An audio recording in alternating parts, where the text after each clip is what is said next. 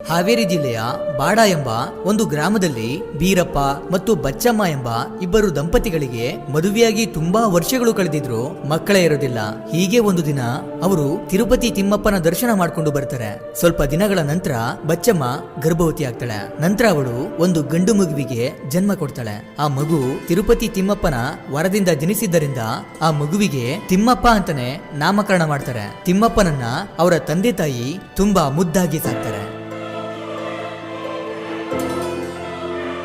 ಆಗ ಅವರು ವಾಸವಿದ್ದಂತ ಪ್ರದೇಶ ವಿಜಯನಗರ ಸಾಮ್ರಾಜ್ಯದ ಆಡಳಿತಕ್ಕೆ ಒಳಪಟ್ಟಿತ್ತು. ಕನಕದಾಸರು ಅಂದ್ರೆ ಆಗಿನ ತಿಮ್ಮಪ್ಪ ಕುರುಬ ಜನಾಂಗದಲ್ಲಿ ಹುಟ್ಟಿದ್ರು. ಕನಕದಾಸರ ತಂದೆ ಬೀರಪ್ಪ ಒಬ್ಬ ಸಾಹಸಿ ಪರಾಕ್ರಮಿಯಾಗಿದ್ರಿಂದ ವಿಜಯನಗರ ಸಾಮ್ರಾಜ್ಯದಲ್ಲಿ ಸೇನಾಧಿಪತಿಯಾಗಿದ್ರು. ಇದರಿಂದ ಬೀರಪ್ಪ ನಾಯ್ಕ ತನ್ನ ಮಗ ತಿಮ್ಮಪ್ಪನಿಗೆ ಅಂದ್ರೆ ಕನಕದಾಸರಿಗೆ ಕುದುರೆ ಸವಾರಿ, ಕುಸ್ತಿ, ಕತ್ತಿ ಒರೆಸೆ, ಬಿಲ್ಲು ವಿದ್ಯೆ ಮತ್ತು ಸಕಲ ವಿದ್ಯಾಭ್ಯಾಸಗಳನ್ನ ಕೂಡ ಕಲಿಸ್ತಾರೆ. ಹೀಗೆ ಒಂದು ಸಾರಿ ಊರಿನ ಹುಡುಗರೆಲ್ಲ ಸೇರಿ ಒಂದು ಮರದ ಕೆಳಗಡೆ ಶ್ರೀಕೃಷ್ಣನ ಭಜನೆ ಮಾಡ್ತಿರ್ತಾರೆ. ಆಗ ಇದ್ದಕ್ಕಿದ್ದಂತೆ ಒಂದು ಸರ್ಪ ಬಂದು ಬಿಡುತ್ತೆ. ಆಗ ಅಲ್ಲಿದ್ದವರೆಲ್ಲ ಭಯಭೀತರಾಗಿ ಓಡ್ ಹೋಗಿ ಮನೆ ಸೇರ್ಕೊಳ್ತಾರೆ. ಆದ್ರೆ ಅವನೊಬ್ಬ ಮಾತ್ರ ಹಾಗೆ ಕುಳಿತಿರ್ತಾನೆ. ನಂತರ ಮತ್ತೆ ಅವನ ಸ್ನೇಹಿತರೆಲ್ಲ ಓಡ್ ಬಂದು ನಿನಗೆ ಭಯ ಆಗ್ಲಿಲ್ವಾ ಅಂತ ಕೇಳಿದಾಗ ನನಗೆ ದೇವರ ಮೂರ್ತಿ ಬಿಟ್ಟು ಬೇರೇನು ಕಾಣಿಸ್ಲಿಲ್ಲ ಅಂತ ಹೇಳ್ತಾನೆ. ನಂತರ ತಿಮ್ಮಪ್ಪನಿಗೆ ಅಂದ್ರೆ ಕನಕದಾಸರಿಗೆ ಕೇವಲ 13 ವರ್ಷ ವಯಸ್ಸಿನಲ್ಲೇ ಅವರ ತಂದೆ ತೀರು ಹೋಗ್ತಾರೆ. ಇದೇ ಸರಿಯಾದ ಸಮಯ ಅಂತ ಇವರ ವೈರಿ ಮಾರನಾಯಕ ಅನ್ನೋನು ವಿಜಯನಗರ ಅರಸರಿಗೆ ಸುಳ್ಳು ದೂರುಗಳನ್ನ ಹೇಳಿ ಅವರ ಅಧಿಕಾರವನ್ನ ಇವನು ಕಸಿದುಕೊಳ್ತಾನೆ. ನಂತರ ತಿಮ್ಮಪ್ಪ ಮತ್ತು ಅವನ ತಾಯಿ ಕಾಗಿನೆಲೆಗೆ ಬಂದು ಜೀವಿಸ್ತಾರೆ. ತಿಮ್ಮಪ್ಪ ಬೆಳೆದು ದೊಡ್ಡವನಾಗ್ತಾನೆ. ಹೀಗೆ ಒಂದು ಸಾರಿ ತಿಮ್ಮಪ್ಪನು ಭೂಮಿಯನ್ನ ಅಗಿಯುವಾಗ ಕೊಪ್ಪರಿಗೆಯಲ್ಲಿ ಚಿನ್ನ ಸಿಗುತ್ತೆ. ಅದರಲ್ಲಿ ಚಿನ್ನ, ವಜ್ರ, ವೈಡೂರ್ಯಗಳು ಅಪಾರ ಸಂಖ್ಯೆಯಲ್ಲಿರುತ್ತೆ. ಆಗ ಆ ಚಿನ್ನವನ್ನ ತಿಮ್ಮಪ್ಪನು ತನ್ನ ಮನೆಯಲ್ಲಿ ಗುಟ್ಟಾಗಿ ಇಟ್ಕೊಳ್ಳಿಲ್ಲ, ಬದಲಾಗಿ ಎಲ್ಲಾ ಚಿನ್ನವನ್ನ ಊರಿನ ಜನಗಳಿಗೆ ದಾನ ಮಾಡ್ತಾನೆ. ಈ ರೀತಿ ತಿಮ್ಮಪ್ಪನಿಗೆ ಚಿನ್ನ ಸಿಕ್ಕಿದ್ರಿಂದ ಊರಿನ ಜನರೆಲ್ಲ ತಿಮ್ಮಪ್ಪನನ್ನ ಕನಕ ಅಂತ ಕರೆಯೋಕೆ ಶುರು ಮಾಡಿದ್ರು. ಇಲ್ಲಿ ಕನಕ ಅಂದ್ರೆ ಆಭರಣ, ಚಿನ್ನ ಅಂತ ಅರ್ಥ.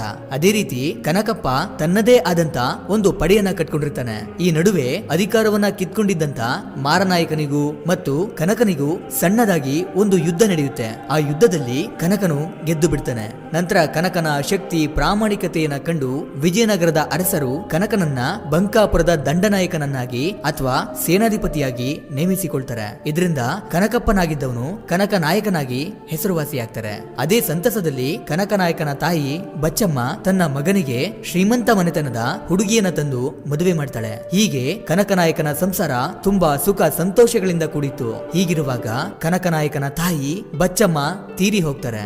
ತಾಯಿಯ ಅಗಲಿಕೆಯಿಂದ ಕನಕನಾಯಕನು ದುಃಖವನ್ನ ಅನುಭವಿಸ್ತಿರ್ತಾನೆ. ಇದಿಷ್ಟೇ ಸಾಕಾಗೋದಿಲ್ಲ ಅಂತ ತಾಯಿ ಮರಣ ಹೊಂದಿದ ಕೆಲವೇ ದಿನಗಳಲ್ಲಿ ಕನಕನಾಯಕನು ತನ್ನ ಪತ್ನಿಯನ್ನು ಸಹ ಕಳೆದುಕೊಳ್ತಾನೆ. ಇದರಿಂದ ಅತ್ಯಂತ ದುಃಖಿತನಾಗಿ ಒಂಟಿತನ ಇವನನ್ನ ಕಾಡ್ತಾ ಇರುತ್ತೆ. ಹೀಗಿರುವಾಗ ಒಂದು ದಿನ ರಾತ್ರಿ ಆದಿಕೇಶವ ಸ್ವಾಮಿಯು ಕನಕನಾಯಕನ ಕನಸಲ್ಲಿ ಬಂದು, ಹೇ ಕನಕ, ನೀನು ನನ್ನ ದಾಸನಾಗುವಿಯಾ ಎಂದು ಕೇಳಿದನು. ಆಗ ಕನಕನು, ಏನು, ನಾನೊಬ್ಬ ಸೇನಾಧಿಪತಿ, ರಾಜನಿದ್ದಂತೆ ನಿನ್ನ ದಾಸನಾಗಿ ನಾನು ಭಿಕ್ಷೆ ಬೇಡಬೇಕಾ ಎಂದು ಅಪಹಾಸ್ಯ ಮಾಡುತ್ತಾ ಕನಸಿನಲ್ಲಿಯೇ ಉತ್ತರಿಸಿದನು. ನಂತರ ಎಂದಿನಂತೆ ತನ್ನ ಕೆಲಸ ಕಾರ್ಯಗಳಲ್ಲಿ ತೊಡಗಿಕೊಂಡಿದ್ದರು. ಆ ಕಾಲದಲ್ಲಿ ವಿಜಯನಗರ ಸಾಮ್ರಾಜ್ಯದ ಮೇಲೆ ಸುತ್ತಲೂ ಇದ್ದಂತ ಬಹುಮನಿ ಸುಲ್ತಾನರು ಯುದ್ಧ ಸಾರಲು ಕಾದು ಕುಳಿತಿದ್ರು. ಅದೇ ರೀತಿ ಒಂದೊಮ್ಮೆ ವಿಜಯನಗರ ಸಾಮ್ರಾಜ್ಯದ ಮೇಲೆ ಬಹುಮನಿ ಸುಲ್ತಾನರು ದಾಳಿಗೆ ಮುಂದಾದ್ರು. ಆಗ ನಾಡಿನ ರಕ್ಷಣೆ ಮಾಡೋದಕ್ಕೆ ಅಂತ ಕನಕನಾಯಕರು ಯುದ್ಧ ಮಾಡ್ತಾರೆ. ವೈರಿಗಳ ನಡುವೆ ಸಿಲುಕಿ ಗಂಭೀರವಾಗಿ ಗಾಯಗೊಳ್ತಾರೆ.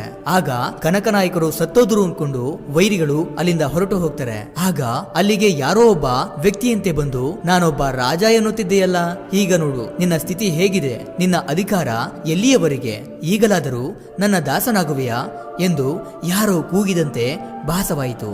ಅದು ಬೇರೆ ಯಾರೋ ಅಲ್ಲ, ಅವರೇ ಆದಿಕೇಶವ ಸ್ವಾಮಿ. ಆಗ ಕನಕನಾಯಕರ ಕಣ್ಣು ತೆರೆದಿತ್ತು.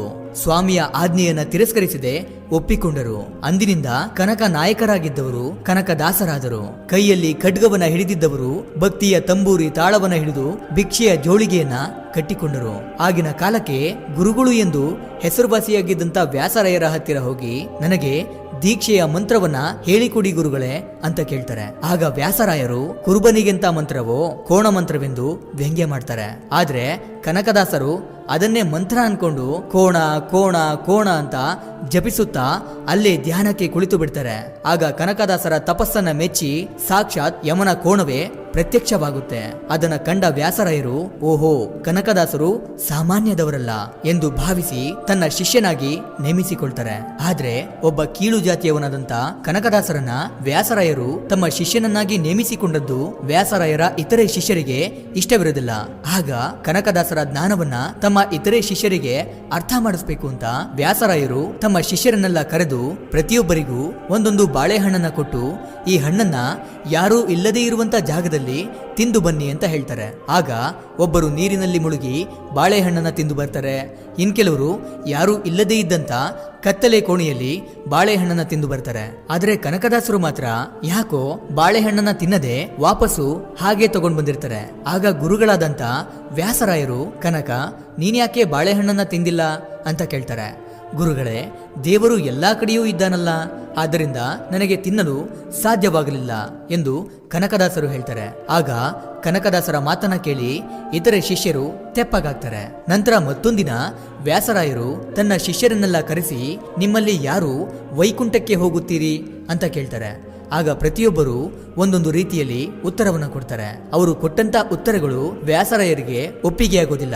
ಇದರಿಂದ ವ್ಯಾಸರಾಯರು ಸುಮ್ಮನೆ ಒಂದು ಕಡೆ ನಿಂತಿದ್ದ ಕನಕದಾಸರಿಗೆ ತನ್ನ ಶಿಷ್ಯರನ್ನ ತೋರಿಸುತ್ತಾ ಇವರಲ್ಲಿ ಯಾರಾದರೂ ವೈಕುಂಠಕ್ಕೆ ಹೋಗುತ್ತಾರಾ ಅಂತ ಪ್ರಶ್ನೆ ಮಾಡ್ತಾರೆ. ಆಗ ಕನಕದಾಸರು ಇವರಲ್ಲಿ ಯಾರೂ ಕೂಡ ವೈಕುಂಠಕ್ಕೆ ಹೋಗೋದಿಲ್ಲ ಅಂತ ಹೇಳ್ತಾರೆ. ಆಗ ಆ ಶಿಷ್ಯರೆಲ್ಲ ಕೋಪಗೊಂಡು ಇವನೊಬ್ಬ ಅಜ್ಞಾನಿ, ಅವಿವೇಕಿ ಅಂತ ಸಿಟ್ಟು ಮಾಡ್ಕೊಳ್ತಾರೆ. ಆಗ ವ್ಯಾಸರಾಯರಿಗೆ ಆಶ್ಚರ್ಯವಾಗಿ ಶಿಷ್ಯರನ್ನ ಸುಮ್ಮನಿರಿಸಿ ನಾನು ಹೋಗುತ್ತೇನೋ ಅಂತ ಪ್ರಶ್ನೆ ಮಾಡ್ತಾರೆ. ಆಗ ಕನಕದಾಸರು ನೀವು ಕೂಡ ಹೋಗೋದಿಲ್ಲ ಅಂತ ಹೇಳ್ತಾರೆ. ಆಗ ಶಿಷ್ಯರೆಲ್ಲ ಇವನೊಬ್ಬ ದುರಹಂಕಾರಿ, ಗುರುಗಳನ್ನೇ ವೈಕುಂಠಕ್ಕೆ ಹೋಗೋದಿಲ್ಲ ಅಂತ ಹೇಳ್ತಾನಲ್ಲ, ಇವನಿಗೆಷ್ಟು ಕೊಬ್ಬು ಅಂತ ತುಂಬಾ ಕೋಪ ಮಾಡ್ಕೊಳ್ತಾರೆ.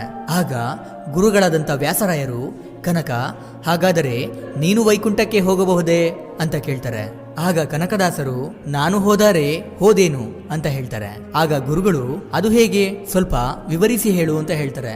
ಆಗ ಕನಕದಾಸರು ನಾನು ಹೋದರೆ ಹೋದೇನು ಅಂದ್ರೆ ನಾನು ಎಂಬ ಅಹಂಕಾರವನ್ನ ಮನುಷ್ಯ ತೊರೆದರೆ ಮಾತ್ರ ವೈಕುಂಠಕ್ಕೆ ಹೋಗಬಹುದು ಅಂತ ಹೇಳ್ತಾರೆ. ಇದನ್ನ ಕೇಳಿದಂತ ಎಲ್ಲರಿಗೂ ಆಶ್ಚರ್ಯವಾಗುತ್ತೆ. ಗುರುಗಳಾದಂತ ವ್ಯಾಸರಾಯರು ಕನಕದಾಸರನ್ನ ಹಾಡಿ ಹೊಗಳಿದರು. ನಂತರ ಕನಕದಾಸರು ತೀರ್ಥಯಾತ್ರೆಗೆಂದು ಉಡುಪಿಯ ಕಡೆಗೆ ಪ್ರಯಾಣವನ್ನ ಬೆಳೆಸ್ತಾರೆ. ಉಡುಪಿಯ ದೇವಾಲಯದಲ್ಲಿ ಶ್ರೀಕೃಷ್ಣನ ದರ್ಶನವನ್ನ ಪಡಿಬೇಕು ಅಂತ ದೇವಾಲಯದ ಒಳಗಡೆ ಇನ್ನೇನು ಒಂದು ಹೆಜ್ಜೆಯನ್ನ ಇಡಬೇಕು ಅನ್ನೋಷ್ಟರಲ್ಲಿ ದೇವಾಲಯದ ಪುರೋಹಿತರೆಲ್ಲ ಬಂದು ನೀನೊಬ್ಬ ಕೀಳು ಜಾತಿಯವನು, ದೇವಾಲಯದ ಒಳಗಡೆ ಬರಲು ನಿನಗೆ ಅವಕಾಶವಿಲ್ಲ ಎಂದು ಜಾತಿಯಿಂದ ಹೀಯಾಳಿಸಿ ಕನಕದಾಸರನ್ನ ತಡೆದು ಬಿಡ್ತಾರೆ. ಆಗ ಅದೇನೇ ಆಗಲಿ ನಾನು ಶ್ರೀಕೃಷ್ಣನ ದರ್ಶನವನ್ನ ಪಡೆಯಲೇಬೇಕು ಅಂತ ಕನಕದಾಸರು ದೇಗುಲದ ಹಿಂದುಗಡೆ ಹೋಗಿ ಶ್ರೀಕೃಷ್ಣನ ಕುರಿತು ಹಾಡನ್ನ ಹಾಡುತ್ತಾ ಪ್ರಾರ್ಥನೆ ಮಾಡ್ತಾರೆ. ಆಗ ಕನಕದಾಸರ ಭಕ್ತಿಗೆ ಒಲಿದು ಶ್ರೀಕೃಷ್ಣನು ಗೋಡೆಯನ್ನ ಹೊಡೆದು ಹಿಂಬದಿಯಿಂದಲೇ ದರ್ಶನವನ್ನು ನೀಡುತ್ತಾನೆ.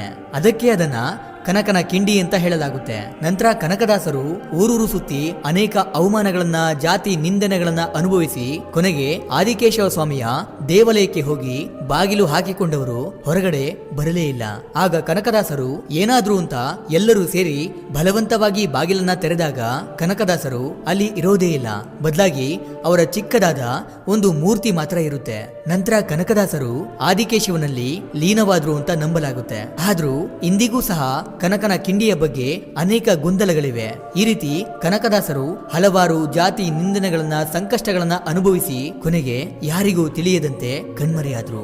ಆದ್ರೆ ಇಂದಿಗೂ ಸಹ ದಾಸರುಗಳಲ್ಲಿ ಶ್ರೇಷ್ಠರಾದ ಕನಕದಾಸರನ್ನ ಕೇವಲ ಒಂದು ಜಾತಿಗೆ, ಒಂದು ಸಮುದಾಯಕ್ಕೆ ಸೀಮಿತವಾಗಿರಿಸಿರೋದು ಎಷ್ಟು ಸರಿ ಅಂತ